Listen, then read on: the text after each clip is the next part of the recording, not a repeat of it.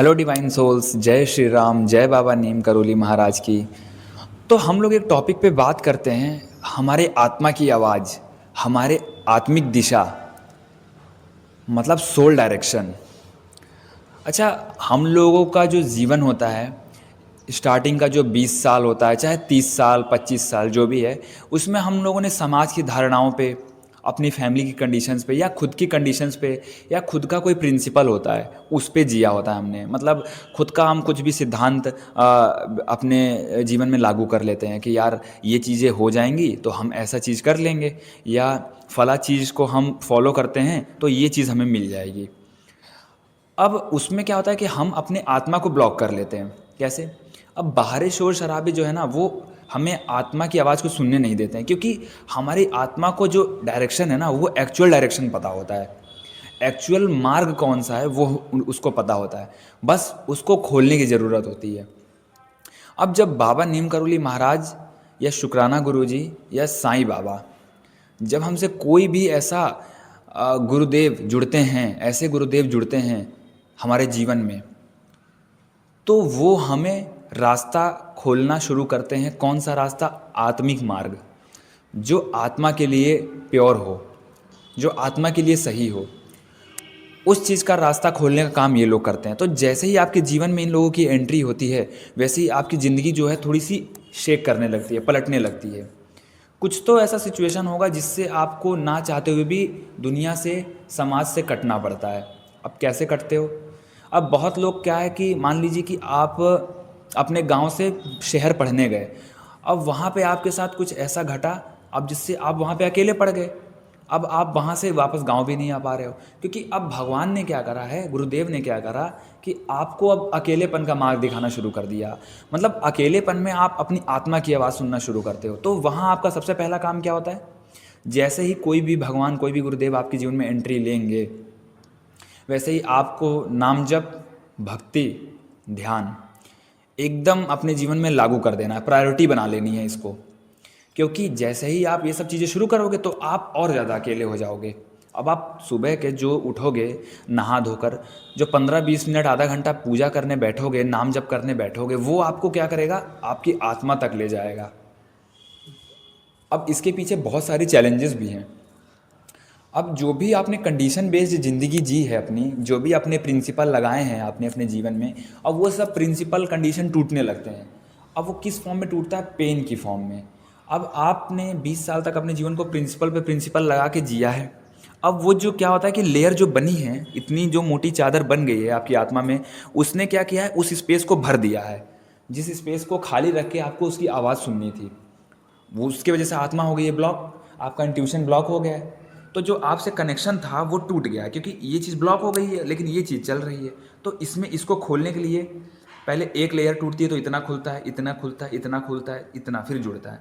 तो ऐसे ही आप जब जो लेयर बनी है, तो लेयर जब खुलती है, एक एक कंडीशन बाहर आता है सरफेस पे इमोशंस के थ्रू, वो एज अ चैलेंज आता है। वो हमें कुछ सिखाते हुए आता है कि ये चीज़ें गलत हैं, अब इस मार्ग पे नहीं चलना है। इसीलिए जब आत्मा तक पहुंचने की जर्नी शुरू करते हैं तो हमें बहुत पेन से गुजरना पड़ता है, बहुत तकलीफ़ों से गुजरना पड़ता है।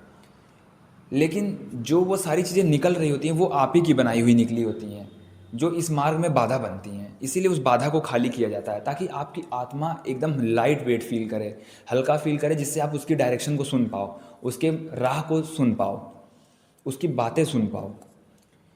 इस वजह से जब भी हमारे जीवन में गुरुदेव जुड़ते हैं, बाबा जुड़ते हैं, नीम करोली महाराज जुड़ते हैं, शुक्राना गुरुजी जुड़ते हैं बड़े मंदिर वाले, या साईं बाबा जुड़ते हैं, तो सबसे पहले नाम जप करने को बोलते हैं। अब नाम जप का जो कॉन्सेप्ट है वो बहुत प्योर है।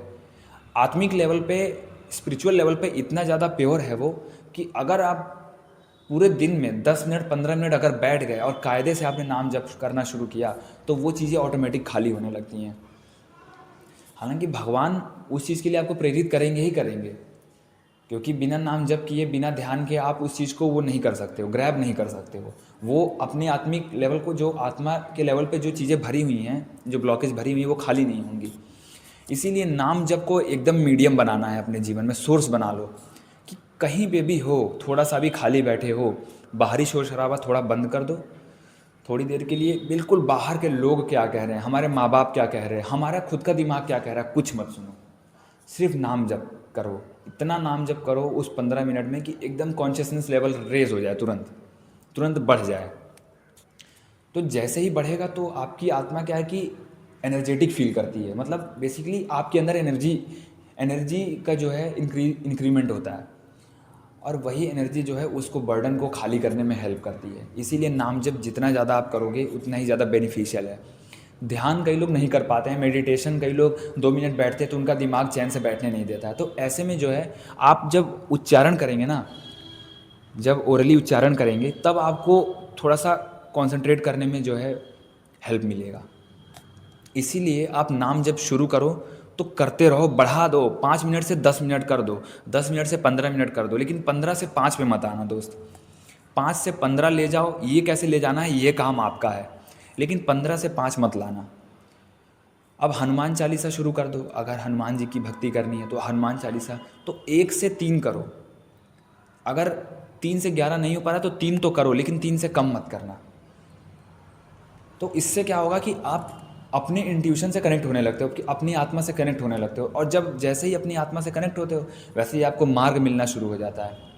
तब हमारी जो इच्छाएं होती है ना, रहती तो हैं, हमारे काम क्रोध लोभ रहते तो हैं अंदर, लेकिन वो हम पे हावी हो नहीं पाते हैं हमें, क्योंकि हमारा जो आत्मा होता है वो उसको ओवरकम कर लेता है, वो उस ऑब्स्टेकल को, हर्डल को पार करने लगता है।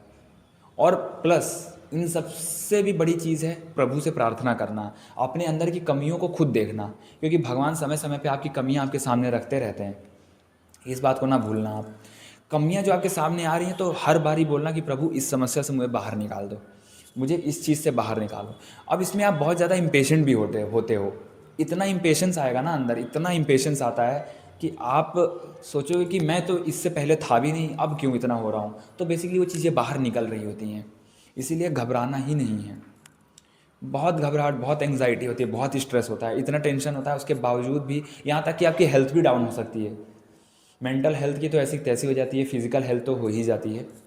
तो उसमें आपको प्रार्थना करते रहना है, क्योंकि जब एनर्जेटिक लेवल पे काम हो रहा होता है ना तो बहुत प्रेशर फील होता है, बहुत बर्डन होता है, बॉडी बहुत एनर्जी ले रही होती है। इसीलिए जब बाहर का शोर शराबा आप कम कर दोगे, जब बाहरी लोगों को जवाब देना बंद करते हो ना, तो आप अपने अंदर खुद आते हो, तो आपकी जो सारी एनर्जी है वो अपने अंदर लगने लगती है, तब आपकी प्योरीफिकेशन और फास्ट हो जाती है। इसलिए तो जब भी आप देखना कि आपके जीवन में जब भी कुछ प्योरीफिकेशन का काम होना होगा, आत्मिक लेवल पे काम होगा, तो आपको दुनिया से काट दिया जाएगा, या तो आपको बदनाम कर देंगे। प्रभु ऐसा आपके साथ गेम खेलेंगे कि आप बदनाम हो जाओगे, क्योंकि आप मुँह ही नहीं लगाओगे, आप दोस्ती ही नहीं करना चाहोगे। आप सोचोगे यार अब, क्योंकि भगवान का ये सब प्लान रहता है, अब आपको बदनाम किया भगवान ने किसी भी कारण से, कुछ भी, कहीं आपको किसी चीज़ के लिए फेल कर दिया, अब वो आपको लग रहा था कि यार वो पास होना बहुत ज़रूरी था, भगवान ने उसी में फेल कर दिया आपको, अब बदनामी हो गई, लोग उल्टा पुल्टा बोलने लगे, समाज आपको उल्टा बोल रहा है, गाली दे रहा है।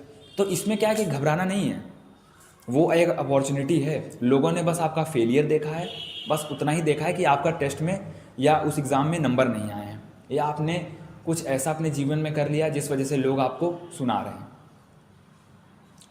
कुछ नया काम करने वाले थे, नया काम फेल हो गया, कोई रिलेशनशिप था, उस रिलेशनशिप में कुछ ऐसा झटका लगा जिसकी वजह से लोग आपको उल्टा बोलने लगे, लेकिन वो उतना ही देखा है उन लोगों ने। लेकिन आप जिस मार्ग पे बढ़ोगे ना, वो मार्ग सिर्फ आप देखोगे, और भगवान का मार्ग है वो, तो भगवान सिर्फ आपको दिखाते हैं, इसीलिए बाहरी लोगों से काट देते हैं। क्योंकि जब आप बदनामी में रहोगे तो आप वैसे ही नहीं लोगों से बोलोगे, कोई आपको पूछेगा ही नहीं, कोई आपको पीछे ही नहीं पड़ेगा कोई आपके। तो इससे क्या है, आपका जर्नी जो है आसान हो जाता है, आपको एक नया रास्ता मिल जाता है, नया डायरेक्शन मिल जाता है। इसलिए बदनामी में कोई घबराहट नहीं होनी चाहिए, बल्कि नाम जब बढ़ा दो अपना, क्योंकि यार अब हम फेल वैसे ही हो चुके हैं, अब काम तो हो ही गया ना, बदनामी जो एक्शन था वो तो परफॉर्म हो गया, तो उसको हम लेके टेंशन में लेंगे तो साला ना हमारा इधर ग्रोथ होगा ना हमारा उधर ग्रोथ होगा। इसीलिए उसको छोड़ दो और इधर अपना निकल आओ। अगर उस गांव में हो तो गांव से बाहर हो जाओ, शहर में थे शहर से बाहर हो जाओ, मतलब जगह को बदल दो, कोशिश करो कि वो जगह बदल जाए। आपकी जगह बदलनी बहुत ज़रूरी है। आपकी जगह नहीं बदलोगे तो उन्हीं लोगों के थॉट से परेशान रहोगे, क्योंकि आप अकेले में जब रहोगे ना तो भी वो थॉट्स बहुत परेशान करते हैं। इसीलिए अपनी जगह बदलो। अकेले में जब आप रहोगे तो उस थॉट प्रोसेस को शिफ्ट करना सीखोगे, नाम जप में लगाओगे, हर दिन भक्ति करोगे, हर दिन अपने आप को ना चाहते हुए भी उस सिचुएशन में ले जाओगे जिस सिचुएशन को आपको सख्त ज़रूरत है। क्योंकि बाकी सारी चीज़ें आपके साथ पीछे पीछे चलती हैं। आपके काम, क्रोध, लोभ, अहंकार, ये सब आपके साथ ही चलती हैं, पीछे भी नहीं, आपके साथ ही रहती हैं। बस हमारे जीवन में जो ऐड करना होता है वो होता है भक्ति, नाम जप, ध्यान, भगवान का मार्ग। ये हम नहीं ऐड करते हैं और इसीलिए जीवन भर भटके रहते हैं। इसीलिए आप इन सब चीज़ों को ऐड करने के लिए अकेले हो जाओ थोड़े टाइम के लिए। अपना लाइफ अकेले हो जाओ, किसी से मत बात करो, कोई ज़रूरी नहीं है, कोई रिश्ता नहीं, कोई नाते नहीं। सिर्फ अपने आप से रिश्ता रखना शुरू करो और भगवान से रिश्ता बनाओ। खुद पे खुद वो सब चीज़ें सेट हो जाएंगी। जय श्री राम, जय बाबा नीम करोली महाराज की। गुरुदेव आपको सही मार्गदर्शन दे, सही राह दिखाएं।